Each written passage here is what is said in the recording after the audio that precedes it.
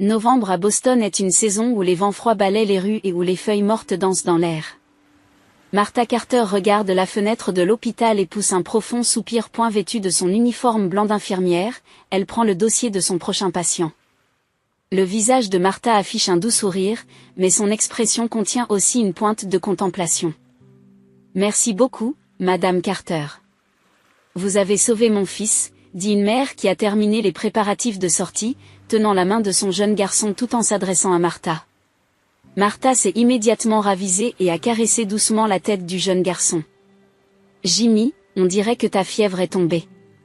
Mais n'oublie pas de prendre tes médicaments. Tu peux me le promettre ?» L'enfant acquiesce et sourit timidement à Martha.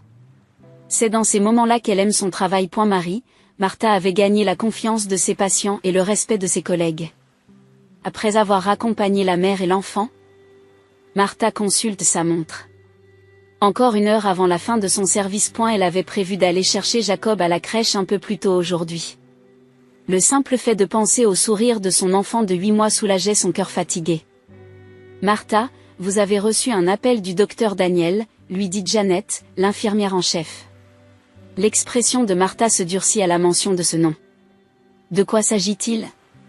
Il veut voir Jacob pendant le week-end de Thanksgiving. Martha acquiesce en silence. Il y a 2 ans, lorsqu'elle a mis fin à son mariage avec le pédiatre Daniel Carter, sa vie a radicalement changé. À eu début de leur mariage, elle pensait qu'ils se comprendraient l'un l'autre puisqu'ils suivaient tous deux la même voie médicale. Mais pour Daniel, le travail était toujours la priorité absolue. C'est une opération d'urgence. Cet article est important. Pour une présentation à la conférence, les excuses étaient toujours les mêmes. Lorsque Martha est tombée enceinte, il était heureux, mais il n'a jamais vraiment pris le temps de s'occuper d'elle ou du bébé. Même la veille de l'accouchement, il était à une conférence médicale dans un autre état. Lorsque Jacob est né, il a fallu 6 heures à Daniel pour se rendre dans la salle d'accouchement. Leurs valeurs différentes ont progressivement creusé le fossé qui les séparait. Alors que Martha souhaitait privilégier le temps passé en famille, Daniel donnait constamment la priorité à sa carrière. Finalement, ils ont dû admettre que leur différence de perspective de vie était plus importante que l'amour qu'ils éprouvaient l'un pour l'autre. Le divorce s'est déroulé à l'amiable, mais la réaction de la famille a été différente.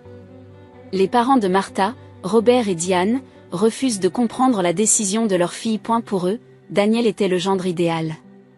Médecin prospère, issu d'une bonne famille, doté d'un statut social. Il répondait à tous les critères qu'ils appréciaient. Pourquoi as-tu gâché un mariage merveilleux ? Demande sa mère à plusieurs reprises. Son père ne dit pas grand-chose, mais son regard déçu est toujours dirigé vers sa fille. Son frère Greg et sa femme, Elizabeth, ont également pris parti contre la décision de Martha. Son frère en particulier, qui était ami de golf avec Daniel, a ouvertement exprimé sa colère face aux choix égoïstes de sa sœur. Après le divorce, les réunions de famille sont devenues pénibles pour Martha. Chaque fois que le nom de Daniel est évoqué, elle a l'impression d'être blâmée. La froideur de sa famille s'est encore accentuée lorsqu'elle a commencé sa nouvelle vie de mère célibataire. Comment comptes-tu élever un enfant en tant que mère célibataire ? Jacob a besoin d'un père. Tu peux peut-être encore arranger les choses en parlant à Daniel. Malgré tout, Martha ne regrette pas son choix. Elle continue à vivre de manière indépendante et positive. Lorsqu'elle a terminé son travail et qu'elle est allée chercher Jacob à la garderie, son cœur s'est senti un peu plus léger. En regardant le sourire innocent et les yeux brillants de son fils, elle se rend compte que toutes les difficultés qu'elle a rencontrées en valent la peine. Dès au retour à son appartement, tout en donnant le dîner à son fils, elle pense à Thanksgiving la semaine prochaine. Chaque année, ses parents invitent toute la famille au repas de Thanksgiving. Elle n'y est pas allée l'année dernière, mais cette année sera différente. Martha a prévu d'amener Jacob. Et bien qu'elle ne l'ait pas dit à sa famille, elle avait aussi préparé une surprise spéciale. Sous son lit, elle avait caché une grande enveloppe. Une partie de ce qu'elle avait reçu de Daniel après le divorce. Ce devait être un cadeau spécial pour sa famille. Martha prit son fils dans ses bras et pensa à cette enveloppe en souriant doucement. « Demain sera un jour spécial, Jacob », murmura-t-elle en embrassant la joue douce de son fils. Au fond de son cœur, elle se sentait partagée entre le désir de réparer ses relations avec sa famille et celui de conserver sa dignité. Le matin de Thanksgiving, une lumière chaude pénètre dans l'appartement de Martha. L'odeur du romarin flottait dans la pièce depuis le pot d'herbes aromatiques près de la fenêtre. Martha s'était levée tôt pour ce jour spécial. « Tu as bien dormi, Jacob ?» dit-elle en levant son fils du lit. La sensation des cheveux doux de Jacob contre ses doigts réchauffe le cœur de Martha. Ses grands yeux bleus ressemblent à ceux de son père Daniel. « Aujourd'hui, nous allons voir grand-mère et grand-père », dit Martha d'un ton enjoué. Bien que Jacob ne puisse probablement pas comprendre, elle sortit de l'armoire une nouvelle robe achetée le mois dernier. Elle est faite d'un tissu de velours rouge foncé et d'un col élégant qui met en valeur son décolleté. Devant le miroir, elle enfile la robe et ressent un mélange d'anxiété et d'impatience. Thanksgiving en famille après 2 ans. Elle avait préparé ce jour depuis des semaines. Une grande enveloppe posée sur la table à manger contenait un cadeau spécial pour sa famille. Elle avait également préparé une tarte à la citrouille maison. Comme sa mère le disait toujours, la nourriture maison est la clé pour ouvrir les cœurs. Prenant Jacob dans ses bras, elle se prépare à quitter l'appartement. Le sac de bébé contenait des couches, des vêtements de rechange, du lait et l'animal en peluche préféré de son fils. Enfin, elle prend l'enveloppe et vérifie une nouvelle fois son contenu. Cela pourrait tout changer, se dit-elle à voix basse. Et la maison de ses parents se trouve dans un quartier tranquille de la banlieue de Boston. C'est dans cette maison que Martha a grandi. La maison en briques de 2 étages a été achetée avec l'argent de la retraite de son père. Et la famille de son frère Greg s'y réunirait également aujourd'hui. En se garant devant la maison de ses parents, Martha respire profondément. Jacob dormait dans son siège à l'arrière de la voiture. Elle le souleva doucement et s'efforça de le maintenir en équilibre tout en portant l'enveloppe et la tarte au potiron d'une main, tandis qu'elle marchait le long de l'allée du jardin. Les vieux arbres se balançaient dans le vent et les feuilles mortes bruissaient sous ses pieds. De vifs souvenirs de son enfance passée à jouer dans ce jardin lui reviennent en mémoire. Elle grimpait aux arbres avec son père, préparait des biscuits avec sa mère, jouait au chat avec son frère les soirs d'été. Chaque souvenir précieux lui réchauffait le cœur. Alors qu'elle s'approche de l'entrée, des rires et des odeurs de cuisine s'échappent de la maison. La tension de Martha se relâcha un peu. La lumière qui brille aux fenêtres lui donne un sentiment de réconfort. Mais lorsqu'elle arrive sur le pas de la porte, ses pieds se figent. Une petite pancarte écrite à la main était accrochée à la porte. Martha la regarde avec incrédulité. La pancarte se lit dans une écriture maladroite, « Dîner de famille ». Les mères célibataires ne sont pas admises. Elle a d'abord cru à une mauvaise blague. Il s'agissait sûrement d'une blague de quelqu'un. Mais les rires de sa famille, de l'autre côté de la fenêtre, l'en ont dissuadé. Et la scène visible par la fenêtre, son père lisant un journal près de la cheminée, sa mère s'affairant dans la cuisine. Son frère et sa belle-sœur assis sur le canapé avec leurs enfants, ressemblaient à un parfait portrait de famille. Seule Martha et Jacob manquaient à l'appel. Elle sentit son visage devenir brûlant. L'humiliation, la colère et surtout une profonde tristesse l'envahirent. Jacob s'agita dans ses bras, commençant à se réveiller. L'expression innocente du bébé contrastait avec cette situation cruelle. « Maman est là. Tout va bien ?» murmura-t-elle d'une voix tremblante alors qu'elle restait figée. Doit-elle frapper à la porte ou partir ? Diverses pensées se bousculent dans son esprit. Dans la lumière qui s'échappe de la fenêtre, Martha aperçoit son ombre sur le sol. L'ombre d'une femme et d'un petit bébé. Elle avait l'air solitaire, mais en même temps forte. À cet instant, quelque chose s'est décidé en elle. Elle sortit lentement l'enveloppe et y ajouta un mot. « J'ai pensé que nous pourrions être une vraie famille. C'est mon dernier cadeau. » Et tranquillement, elle le déposa sur le paillasson de la porte, la tarte au potiron maison à côté. Tenant Jacob avec douceur, Martha tourna les talons. Sans se retourner, elle s'engagea dans l'allée du jardin. Seul le bruit des feuilles crissant sous ses pieds rompait le silence. Des retour à la voiture, après avoir installé Jacob dans son siège, Martha laissa enfin couler ses larmes. Mais ce ne sont pas des larmes de faiblesse. Il y avait dans ses yeux une lueur de ferme résolution. Nous nous en sortirons, Jacob. Nous sommes là l'un pour l'autre. En démarrant le moteur, Martha regarda une dernière fois la maison. Les lumières des fenêtres se reflétaient dans ses larmes, scintillantes. Ce miroitement semblait refléter la force intérieure qu'elle possédait. Et la voiture s'éloigne lentement, et Martha Carter et son fils quittent le lieu du rejet. Son cœur est blessé, mais plus encore, il est rempli de conviction. Ce soir, elle et son fils fêteront Thanksgiving seul. Demain. Un nouveau jour commencerait, sans savoir ce que l'enveloppe qu'elle avait laissée derrière elle lui apporterait. Sur le chemin du retour, les visages de ses parents et de son frère apparaissent et disparaissent dans l'esprit de Martha. Avait-elle fait quelque chose de mal? Aurait-elle dû faire plus d'efforts? Mais elle ne regrette pas les choix qu'elle a faits dans sa vie. Son divorce d'avec Daniel et sa décision d'élever seul son fils étaient des choix qu'elle croyait justes du fond du cœur. Le courage de suivre sa propre voie, c'est ce qu'elle voulait enseigner à son fils. Elle estime qu'il est de sa responsabilité de mère de lui montrer comment vivre avec force tout en le protégeant d'un tel rejet. Dès au retour à son appartement, Martha sort du réfrigérateur un repas de Thanksgiving à emporter du restaurant. Elle l'avait préparé au cas où. Elle le réchauffe, allume des bougies sur la petite table et commence un dîner spécial pour elle et son fils. Joyeux Thanksgiving, Jacob, dit-elle en embrassant la joue de son fils. Le matin suivant Thanksgiving, un doux soleil pénètre dans l'appartement de Martha. À l'extérieur de la fenêtre, la neige tombée pendant la nuit se reflétait dans la lumière du soleil, éclairant toute la pièce. Martha préparait le café du matin dans la cuisine, dont l'arôme se répandait dans toute la pièce.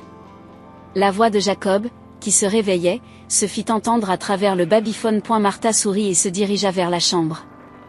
Alors qu'elle s'approche du lit de son fils, Jacob lève les deux mains pour la saluer. Ses petites mains et son doux sourire apaisent la douleur d'hier. Bonjour, mon petit prince. Martha prend son fils dans ses bras et retourne à la cuisine. Tout en préparant le petit déjeuner, elle réfléchit à la journée d'hier, aux mots inscrits sur la pancarte, au sentiment d'être exclue du cercle familial et à l'enveloppe qu'elle avait laissée sur le pas de la porte. Je me demande comment cela s'est passé, murmure-t-elle. Qui avait-il dans l'enveloppe? Martha le savait très bien. Lors du divorce, Daniel lui avait proposé un partage des biens plus important que prévu. Bien qu'elle ait d'abord refusé, il a insisté sur le fait que c'était pour Jacob, et elle a finalement accepté le montant substantiel. Avec une partie de ses fonds, Martha avait préparé des preuves de remboursement de prêts pour ses parents et des billets pour un voyage autour du monde pour toute la famille. Et il s'agissait d'un forfait luxueux, utilisable à tout moment au cours de l'année, spécialement organisé par un ami proche dans une agence de voyage. Martha se souvient que ses parents rêvent depuis des années de faire le tour du monde. Les enfants de son frère auraient également pu profiter de ce voyage pour s'instruire. Ce n'est pas que je veuille qu'ils acceptent, se dit-elle en préparant les céréales de Jacob. Je voulais juste leur montrer que j'aime ma famille. Dans le calme du matin. Son téléphone portable a soudain sonné. L'écran affiche « Mère ». Le cœur de Martha s'emballe. Après la journée d'hier, elle ne pouvait rien attendre de bon de cet appel. Elle envisage un instant de l'ignorer, mais prend une profonde inspiration et répond. Martha. Et la voix de Diane n'a pas son calme habituel. En arrière-plan, elle pouvait entendre quelque chose qui se brisait et des voix masculines excitées, probablement celles de son père et de son frère. Ce que tu as laissé derrière toi, c'est réel, la voix de sa mère tremble. Martha s'assit sur une chaise et répondit calmement. Qu'est-ce que tu veux dire? Le contenu de cette enveloppe. Martha reste silencieuse, attendant que sa mère continue. À l'autre bout du fil, elle entend quelqu'un ramasser quelque chose. La preuve du remboursement du prêt, les billets pour le tour du monde. Tout cela. La voix de sa mère s'étrangle. Ils sont déchirés. Quelqu'un a tout déchiré en morceaux et les a jetés. Martha a la gorge sèche. Elle ne les avait pas déchirés elle-même. Ce devait être quelqu'un de sa famille. Au fond d'elle-même, elle avait peut-être pressenti ce qui allait se passer. Maman, sais-tu ce qui était accroché à la porte quand je suis venue hier? La voix de Martha est calme mais ferme. Qu'est-ce que c'était? Un panneau qui disait « Dîner en famille, les mères célibataires ne sont pas admises ». Au bout du fil, elle entend la respiration de sa mère s'arrêter. Le bruit de fond s'est également calmé. Ça n'existait pas. Je l'ai vu de mes propres yeux. Maman, je suis venue avec Jacob dans mes bras, mais nous n'avons pas été accueillis comme une famille. Après un moment de silence, la voix de sa mère revient, faible et choquée. Je ne connais aucun signe, nous t'avons attendu toute la matinée. Quand tu n'es pas venu? J'étais sur le point de t'appeler. Mais le panneau était là. Quelqu'un l'a mis. À ce moment-là, une autre voix s'est fait entendre au téléphone. Une voix grave, en colère. C'était son frère Greg. Martha, c'est moi qui l'ai mis. Mais ce n'était qu'une petite blague. La colère monte dans le cœur de Martha. Une blague. Exclure sa propre sœur et son petit-neveu de la famille et appeler ça une blague. Greg, c'était loin d'être une blague. Je sais, dit sa voix. C'est juste que. C'est juste que. Il semblait ne plus savoir où donner de la tête. Le téléphone renvoie à sa mère. Martha, nous ne savions rien. Quand tu n'es pas venue, tout le monde s'est inquiété. Et ce matin, quand on a ouvert la porte. En arrière-plan, elle entend la voix de son père. Pourquoi a-t-elle fait ça? Qu'est-ce qui l'a poussée à en arriver là? Martha ferme les yeux. Ils ont dû ouvrir son enveloppe et en trouver le contenu déchiré. Et ils commençaient à réaliser la gravité de leurs actes. Le contenu de cette enveloppe a été préparé avec une partie des biens que j'ai reçus lors de mon divorce, explique-t-elle lentement. Des billets aller-retour pour le tour du monde dont papa et maman rêvaient et la preuve du remboursement de votre prêt immobilier pour toute la famille. Au bout du fil, quelqu'un sursaute. Mais pourquoi sont-ils déchirés? La voix de sa mère tremble. Je ne les ai pas entendus. Hier, après avoir vu le panneau, j'ai laissé l'enveloppe devant la porte et je suis rentrée chez moi. Un silence sans suite. Martha regarde par la fenêtre de la cuisine. Le paysage de neige était magnifique, un monde blanc pur s'étendait. Jacob mangeait tranquillement des céréales dans sa chaise haute, lui souriant de temps en temps. Qu'est-ce que cela signifie? La voix de son père se rapprocha du téléphone. Quelqu'un les a déchirés? Martha soupire. Martha soupire, je ne sais pas. Mais ce n'est pas grave. Ne t'inquiète plus. C'était juste un cadeau. S'il n'a pas été reçu, ce n'est pas grave. La voix calme de Martha la surprend elle-même. La douleur d'hier était encore présente dans son cœur, mais ce matin, elle se sentait différente. Le fait que le contenu de l'enveloppe ait été déchiré lui a procuré une sorte de libération. Plus d'attente ni d'attachement. Juste accepter la réalité. Martha. La voix de sa mère est revenue. Nous. Elle avait du mal à trouver ses mots. Maman, tout va bien. Jacob et moi allons bien. Ne t'inquiète pas pour nous. À l'autre bout du fil, on entend la voix de son frère. Martha. Je n'aurais pas dû mettre ce panneau. C'était une blague stupide. Mais personne n'a ri. Maman et papa étaient impatients de te voir. La voix de Greg est teintée de regret. Mais le cœur de Martha a déjà franchi une limite. Greg, tu m'as toujours reproché de devenir une mère célibataire. Tu as pris le parti de Daniel et tu m'as blâmé. N'est-ce pas là le signe de tes vrais sentiments? Le silence se prolonge à l'autre bout du fil. Elle entend la voix grave de son père qui lui demande « Fiston, c'est vrai ?» Les mots de Greg s'interrompent. Martha prend une grande inspiration. Écoutez tous. Je vous aime tous. J'ai préparé ces cadeaux en pensant à vous. Mais si vous ne pouvez pas accepter mes choix ou mon mode de vie, ce n'est pas grave non plus. Jacob et moi suivrons notre propre chemin. Non, Martha, reprit la voix de sa mère avec insistance. Nous t'aimons.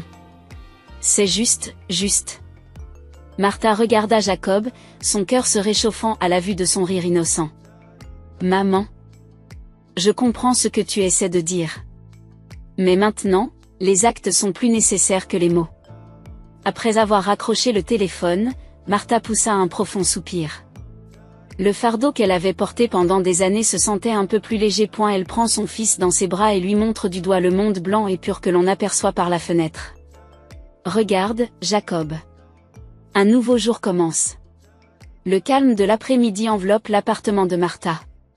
Après avoir passé la matinée avec Jacob dans le parc enneigé, Martha avait couché son fils pour la sieste et était assise dans un petit fauteuil près de la fenêtre. Elle tient dans ses mains un projet de tricot inachevé, un petit pull qu'elle confectionne pour Jacob. Elle trouve la paix dans le toucher du fil et le mouvement rythmique des aiguilles à tricoter. Plusieurs heures se sont écoulées depuis l'appel téléphonique du matin. Depuis. Sa famille n'avait plus donné signe de vie. Martha se demande si ses paroles n'ont pas été trop dures. Mais en même temps, elle sent qu'il n'y a pas de retour en arrière possible. Pendant des années, elle a essayé de répondre aux attentes de sa famille. Aujourd'hui, elle vit enfin sa propre vie. Les aiguilles à tricoter s'arrêtent. En regardant dehors, elle vit qu'il avait recommencé à neiger. Des cristaux blancs descendaient du ciel, enveloppant la ville entière d'une paisible couverture blanche. En contemplant ce paysage où la beauté et la rudesse de l'hiver coexistent, Martha réfléchit à sa vie. Soudain, on sonne à la porte. Martha met de côté son tricot et se lève. Un visiteur inattendu. Pensant qu'il s'agit de son amie Jennifer, elle se dirige vers la porte. Lorsqu'elle ouvre la porte, Martha a le souffle coupé. Devant elle se tient toute sa famille. Son père Robert, sa mère Diane, son frère Greg et sa femme Elizabeth, ainsi que leurs 2 nièces et neveux. Tous sont couverts de neige et de profonds remords se lisent sur leurs visages. Les yeux de sa mère sont rougis par les larmes. Son père a perdu sa dignité habituelle et son frère a la tête penchée. Martha, dit d'abord son père. Sa voix était la plus faible que Martha ait jamais entendue. Pouvons-nous entrer? En silence, Martha s'écarta et les invita à entrer. Chaque membre de la famille passa devant elle, mais aucun ne put croiser son regard.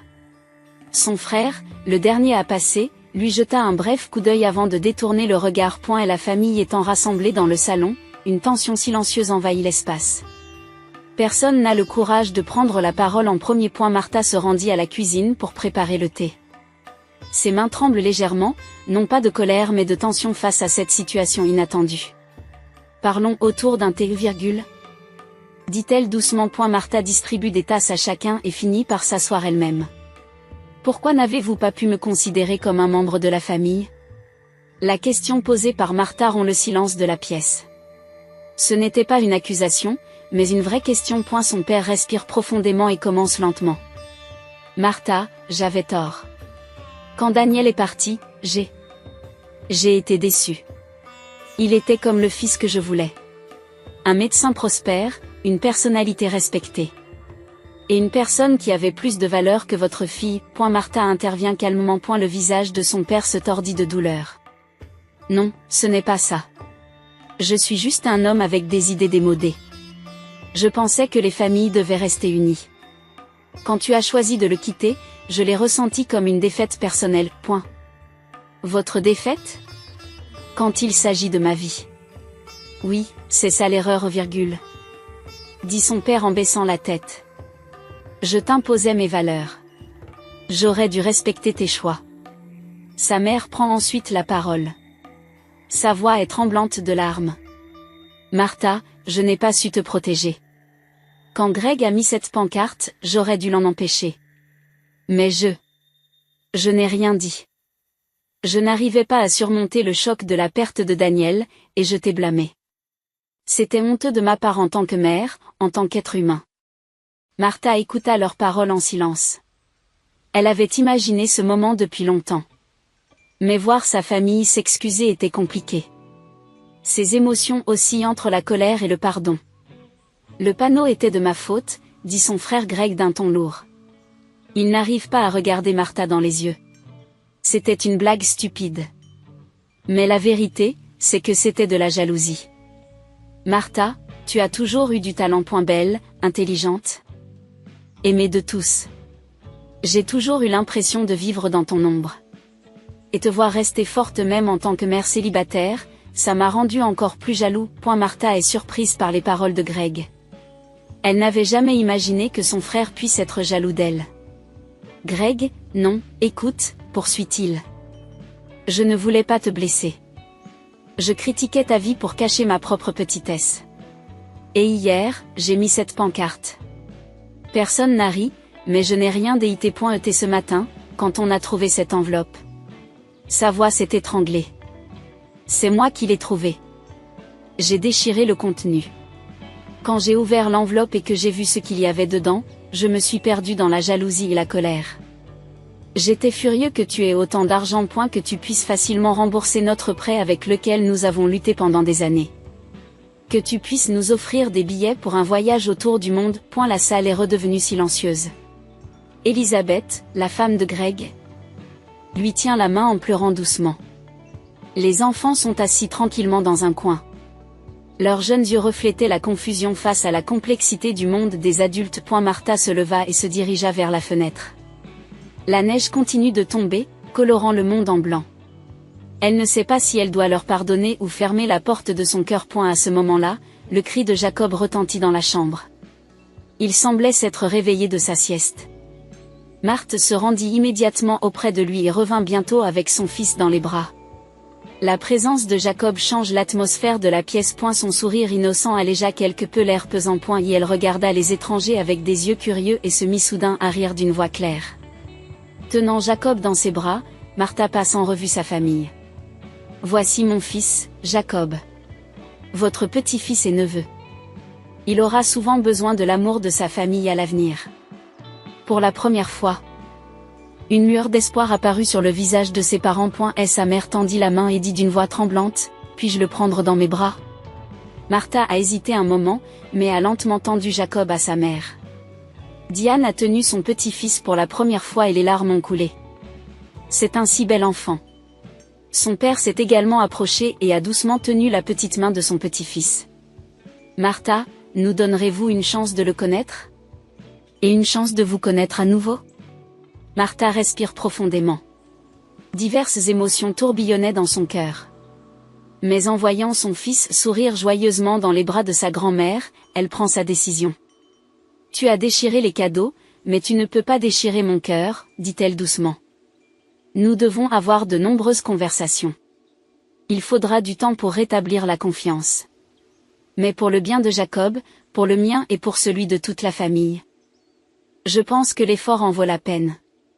Un discret sentiment de soulagement s'est répandu dans la pièce. Ce n'était pas une réconciliation totale, mais la possibilité d'un nouveau départ. Greg se lève et s'approche de sa sœur. Martha, je suis désolée. Je suis vraiment désolée. À partir de maintenant, je veux vous soutenir, toi et Jacob, en tant que frères. Martha fait un léger signe de tête. Montre-moi par des actes, pas seulement par des mots. De l'autre côté de la fenêtre, la neige s'était arrêtée et un mince rayon de soleil commençait à briller. La lumière se reflétait sur le monde argenté, emplissant la pièce d'une lueur chaleureuse. Martha se tenait dans cette lumière, regardant sa famille interagir avec son fils. Elle savait que cette journée ne résoudrait pas tous leurs problèmes.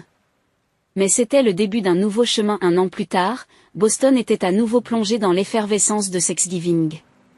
De la fenêtre de l'appartement de Martha, on aperçoit les feuilles d'automne colorées qui annoncent le changement de saison. Le doux parfum de la tarte à la citrouille s'échappait de la cuisine, et de petits bruits de pas couraient sur le sol du salon.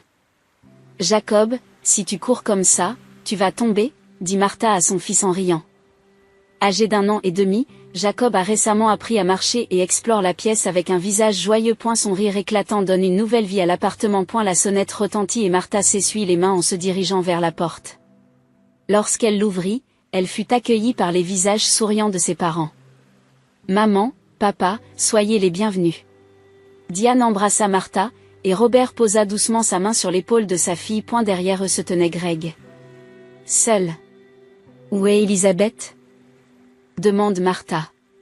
L'expression de Greg s'assombrit légèrement. Elle n'a pas pu venir. Nous sommes séparés. Beaucoup de choses avaient changé au cours de l'année écoulée. Le mariage de Greg et d'Elisabeth était à la croisée des chemins. Ironiquement, Greg se trouvait maintenant dans une situation proche de la monoparentalité, face à ses enfants. Il commençait enfin à comprendre la position de Martha. Les enfants.